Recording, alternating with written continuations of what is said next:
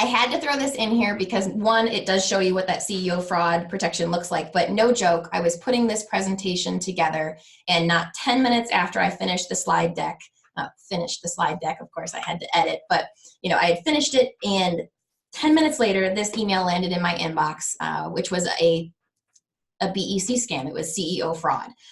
So as I mentioned, and as you know, I'm sure, Jeff Borello, that's our CEO here. And I got an email in my inbox from Jeff Borello that was asking me to purchase some gifts for the staff here. And I'm going to walk you guys through real fast, just the high level things that you could see off the bat that you could be communicating with your team that would trigger and warn them that they need to not respond, or at least alert your IT staff. So first, as I mentioned, you can see here that this email address is not actually Jeff's email. It's some third-party email that somehow is meant to look like him. So that's our first red flag. If we didn't have this caution label, the second red flag for me would be that it goes, "Hi, Abigail, I need you to get a purchase done, comma, as am planning to surprise some of the staff with gifts." So first, Jeff doesn't call me Abigail, so my boss doesn't use my full name. So for anyone who has a full name, that's one way for you to look at it.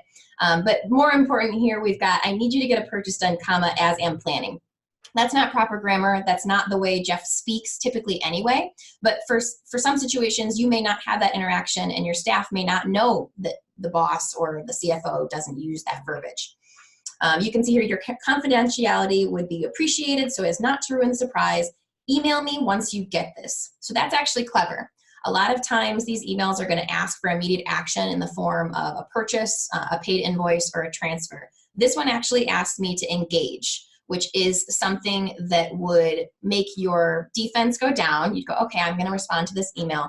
But that's when you're on the hook, because now this person's going to start asking for what they want, and you kind of have leaned in.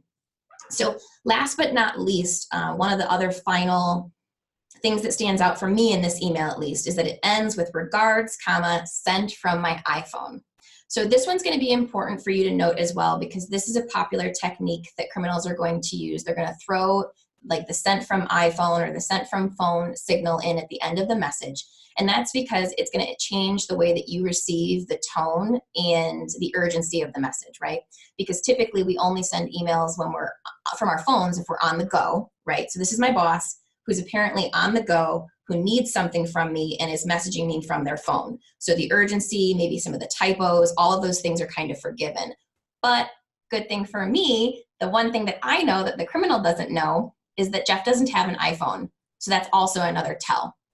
So this was just a perfect coincidence, I'll give it, and I'm lucky that I know how to avoid this scam. But this could have landed in any one of the staff inboxes at your offices and could have caused a lot of issue and stress and drama.